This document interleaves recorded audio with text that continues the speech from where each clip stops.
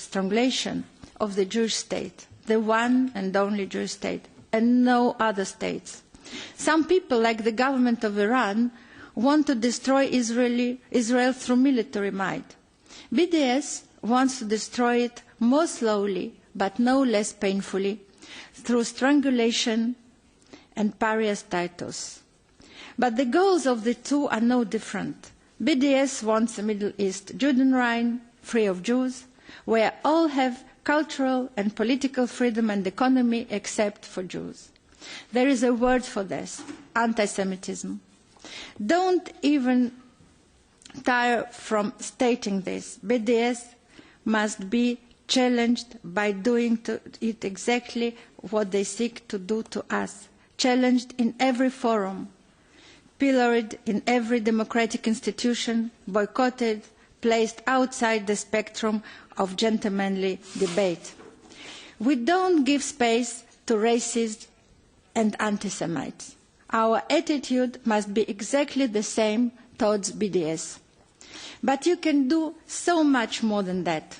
The most important way to fight BDS is opening Europe up to more truth about Israel, cultural, academic and economic links, more mutual investment, more preference for democracy over dictatorship, more human rights over oppression. That is why the work of delegation here is so crucial. You are anti-BDS personified, taking Europe to Israel and Israel to Europe, shared values and shared ideals. Thank you for choosing this subject for today's discussion. Thank you very much for organising this joint event, as this is a transatlantic issue today. I am proud to represent European Jewish Congress and be your guest here today. Thank you very much. Looking to colleagues, any questions so far? Mrs. Valian. Also want to thank you for coming in the Parliament and sharing with us some of your views. They are, of course, of most importance for our future, which I would see a common future for Europe and Israel in a prosperous world and peaceful one. I think the report is also very interesting, and I will refer to two things. One thing would be that I think it's important to maybe do more for having a methodology to gather data so that we will have more up-to-date and accurate information so that we can put the diagnosis more precisely. So this would be one thing on the report. And secondly, I would like to ask you if you can comment on the political environment in present right now. Would you say or would you feel that there is a growing coldness between Israel and Europe in recent times? Do you feel such a thing, and do you think this has a cause of policies? And then also, if you can comment a bit, how do you see the three parts, United States, Europe and Israel, as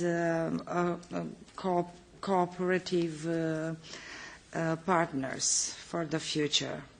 Which would be the obstacles for further cooperation at this stage? Thank you. Okay. So I would suggest that we are collecting a little bit of questions. I'm giving the chair back to Fulvio, but that we bind it together because taking the timetable. Wow, you're here. Good to see you. Are there any more questions so far? Okay, then I might add a personal one. Coming more from the political angle, if you see that we have a rise of right-wing political parties which are more and more trying to get in the middle of European societies, and them, at least from the outside, desperately trying to get rid from the anti-Semitic agenda, so to say, at least rhetorical. Do you think it's a threat because there's still an underlying anti-Semit kind of agenda, which is now just hidden, and the threat is because they're shifting more and more to the centers of the society? Or is it really that right-wing parties to some extent obey to the idea that you can't reach out for the center of societies in Europe with that kind of 20th century hysterical and sometimes very, very problematic kind of anti-Semitic rhetoric? And my second question is relating a little bit Europe and the United States. Given the fact that in modern days social media play much more of a role, do you see, for example, a social media platform like Breitbart, which had been, or at least its participants had been expressing quite permanently anti-Semitic kind of rhetoric, is now reaching to Europe, is reaching out for playing a role in European elections, and does that change a little bit the, let's say, the overall setting? Because there had been links between extreme Ku Klux Klan members in the US and the extreme right in Europe historically, but this is giving that a completely different dimension, and it's somehow also streamlining the anti-Semitic agenda of social media in the United States and social media platforms in Europe. Okay, this is quite a large spectrum of questions. We will try to deal with all these questions one after another.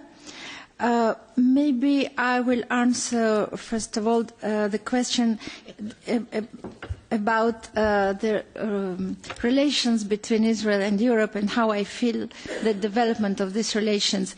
You know, many people think that I am a little bit too much optimistic because I believe that the relations between Europe and Israel are on the contrary warming for the moment, because we have the same or common threats and challenges.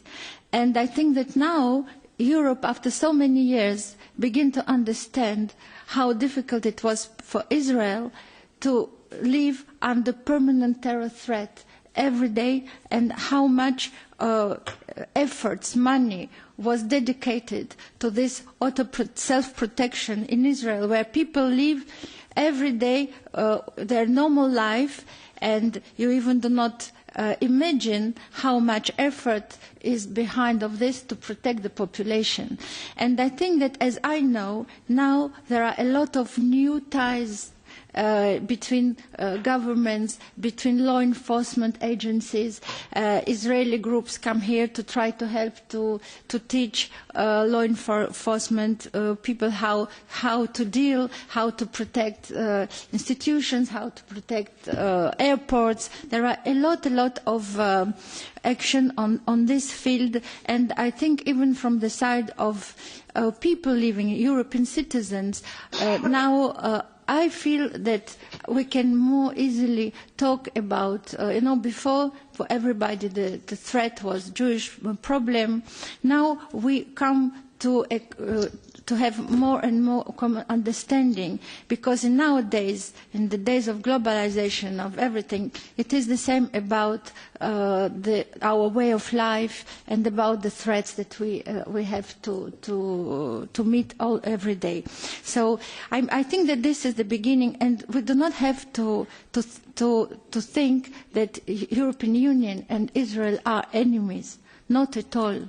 You know, of course, we are talking about anti-Zionism, some political parties and some politicians that permit themselves now to be openly anti-Semitic. But if you only think on about the figures of cooperation, about the trade, European Union is the first partner of Israel.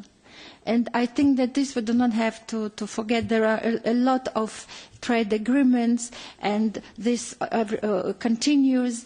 And I never believed that the European Union and Israel are not friends. We they are friends. And I'm, as a European citizen, I'm really optimistic. I believe that we will go in this direction. But we have to be very vigilant. And if we speak now about the extreme right, I see the problem coming from all the extremes, extreme left and extreme right. Maybe on the extreme left, we have less problems on the level of Jewish communities, but we have much more problems on treating Israel as a Jew of the world. And from the extreme right, on the contrary, we see more and more a kind of flirting with the good intentions towards Israel. But we do not believe in this, because we think that when people are fighting for power is on one level, but when they get this power, everything will change, and it can change very quickly. So in our organization, we have regular meetings with all representatives of our Jewish communities, and we have absolutely one opinion, that we really signed a resolution about it, that on all levels we do not deal with extreme right parties. Not at all. So this is our answer to this. And so what were other questions? It was about the collecting data on anti-Semitism. What I can tell you that we have a chance to have a faculty of European Studies in Tel Aviv universities. The name of this faculty is Cantor Research Center. A very big number of internationally well-known experts work only on this, on collecting data and preparing once a year a full report about the anti-Semitic incidents and behavior in the whole world. And I know that in the European institutions, this report is being largely used. Especially Fundamental Rights Agency is using this report, and they are impatient now because this report goes out every year, the day before Yom HaShoah, the day of Holocaust. And so these results are being kept secret till this day, so I myself, I do not know. I'm fighting every day to get the results as soon as possible. But in a few weeks, the report will be out, and if anybody here wants to be the first to know this, we can send the data as soon as we have, and usually we send it to the members of our working group on anti-Semitism and to all MEPs who would like to know about the results, because this situation, is changing so quickly. And every year, the data is completely different from the year before. Last year, we were shocked to see how the situation became really dangerous in UK. We didn't know it, and it was for us something that was very new. And as we see now, it is more and more obvious. So this is about the data. I think that this report is the most serious one. Now, a Fundamental Rights Agency begins a new report, but they do it not on all the countries as a Cantor Center. They choose 9 or 10 countries every time. This time they are now launching a new survey, but their survey is different. They especially concentrate on the feeling of the Jewish citizens. They want to know how they feel.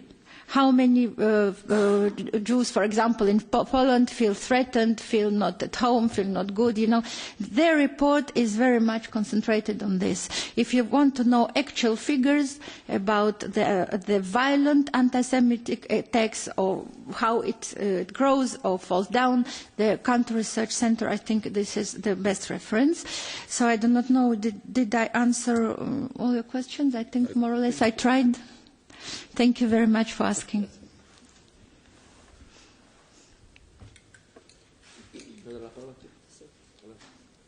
Do la parola a James Kirk.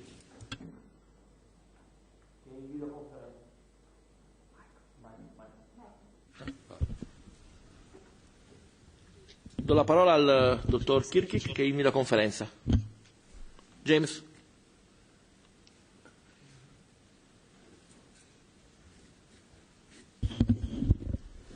Hello, can you hear?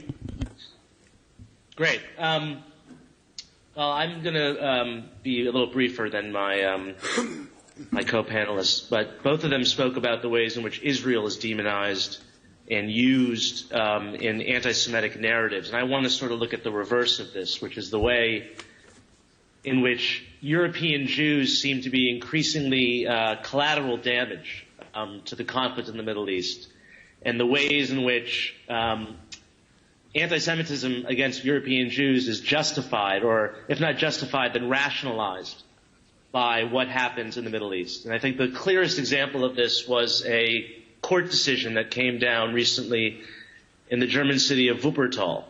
And in the summer of 2014, a small group of Palestinian men, they attacked a synagogue in Wuppertal with Molotov cocktails. And the judge in the case ruled that this was a case of simple arson. It wasn't anti-Semitism, that they were expressing political disagreements. Now, of course, the last time a synagogue was burned in Wuppertal was in 1939, I believe. And this, it should be clear that this is anti-Semitism. I mean, if say there was a white racist in, I don't know, in the American South who burned down a black church, and he said he was doing it because he was angry with the Mugabe regime in Zimbabwe and its treatment of white farmers, no one would consider that, or sorry, everyone would consider that to be an act of racism. But it appears that when crimes are committed against Jews in Europe, and the excuse is given that, oh, this is just sort of a frustrated response to the oppression of the Palestinians or the behavior of the Israeli government, that argument seems to get a lot of traction in Europe. It's not a minority opinion, and there seems to be the viewpoint that all this sort of anti-Semitism would go away were the Palestinian-Israeli conflict settled. So I think this is a narrative that needs to be challenged, needs to be combated. It needs to be made clear that Jews are not responsible for the behavior of the Israeli government, that a synagogue should not be targeted as a form of protest against Israeli government actions. It's perfectly legitimate to protest Israeli government actions. You can do so by protesting outside the Israeli embassy in Berlin. You don't do it by burning down a synagogue. This seems to be a growing problem. If you look at the numbers of Jews who are leaving a country like France, which is increasingly large numbers, and I refer to a speech that Manuel Valls, the former president of France, gave after the attacks in 2015, where he said, I'll quote him, without France's Jews, France would no longer be France. And he explicitly referred to Spaniards leaving France. He's of course, of Spanish descent, and he said if 100,000 Spaniards left France, France would still be France. But if 100,000 Jews left France, France would no longer be France. If we take the president at his own, the prime minister, if we take him at his own word, and if the trends continue as they are, with 7,000 to 8,000 French Jews leaving in the last year, it's not that long before France, by his own definition, is no longer France. So this is a very troubling situation.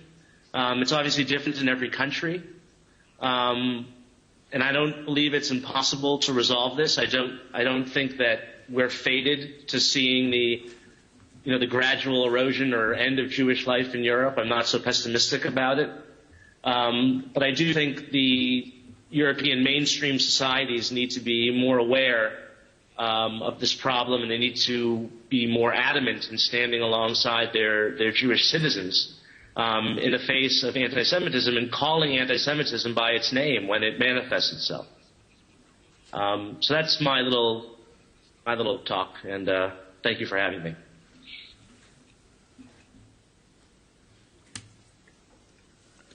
Grazie. Ci sono altri interventi?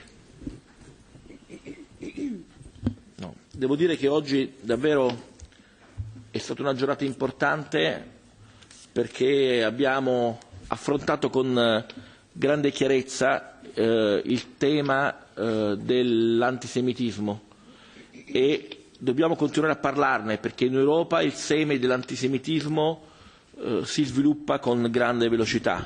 Basti pensare a quello che accade quotidianamente in Svezia, per fare un esempio. Qualche tempo fa un alto funzionario israeliano in diretta a una radio svedese si è visto chiedere se gli israeliani erano responsabili della crescita dell'antisemitismo. La Svezia oggi è uno dei paesi europei dove più forte si è sviluppato l'antisemitismo e dove gli episodi continui di intolleranza verso gli ebrei sono numerosi. E allora il Parlamento europeo deve impegnarsi a parlarne, deve farlo continuamente e non deve nascondersi dietro il nazionalismo, quindi nella difesa del proprio paese, perché se nel nostro paese nasce un seme cattivo, questo seme va estirpato. Grazie davvero. Io prima di chiudere voglio ricordare un evento che si terrà domani qui in Parlamento. Ok? Yes, sir. Sorry, I don't want to stop the procedure. I just want to add a few things. First of all, because I think it's important in that context, I think that Parliament is not just reflecting that like we are doing that, and I would really like to thank colleagues on a Monday afternoon coming, doing that jointly, 2 delegations. I mean, actually we can do.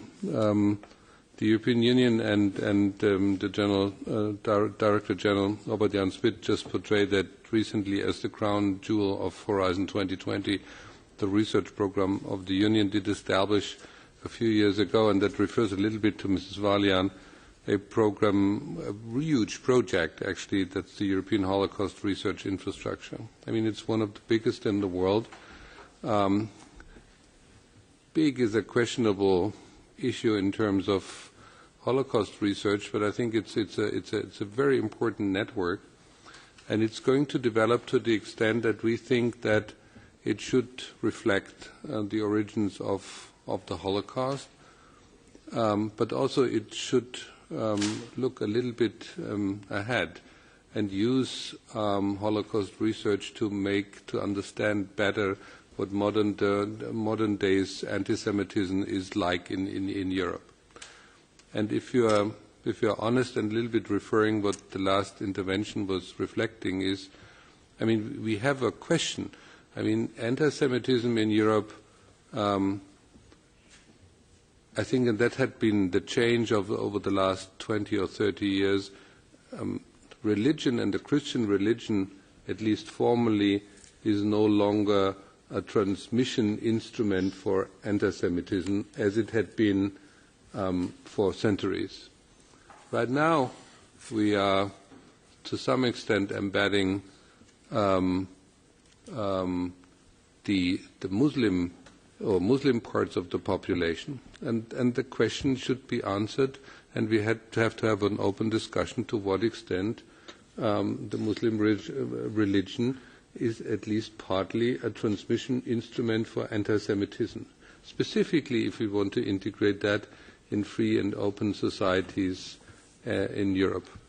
And so what we are going to do, and I think that's something which is really important, is that we are going to establish a permanent institutional funding for the European Holocaust research infrastructure, but not for just documentation. We think that could be a backbone for a joint effort of member states, researchers, but also reaching a little bit of far beyond what is the work of historians in order to tackle that kind of challenge. And specifically, we have to have an understanding to what extent this phenomenon is somehow changing and what are the new instruments, transmission instruments for that. And I was referring to the social media. So I just want to end a little bit on that foot that this is not just talking about that. We are in these days thinking about a substantial funding beyond what we already did in terms of the Holocaust research infrastructure, and it's very, very important in the light of recent events that this is a permanent approach and a substantial contribution of the Horizon 2020 to that discussion. Thank you very much. Grazie caro collega, tu puoi stopparmi quando vuoi, è uno dei pochi casi in cui l'America ferma Israele. Io vi ringrazio della partecipazione e vi ricordo che la prossima riunione di delegazione si terrà il 27 di aprile. Voglio però ricordare questo evento che si terrà nella giornata di domani, molto importante, aiutato anche dal gruppo di amici di Giudea e Samaria. Il titolo è Israel and the West Bank, Facts and Myths Conference Schedule. È molto importante domani partecipare a questo evento. Grazie.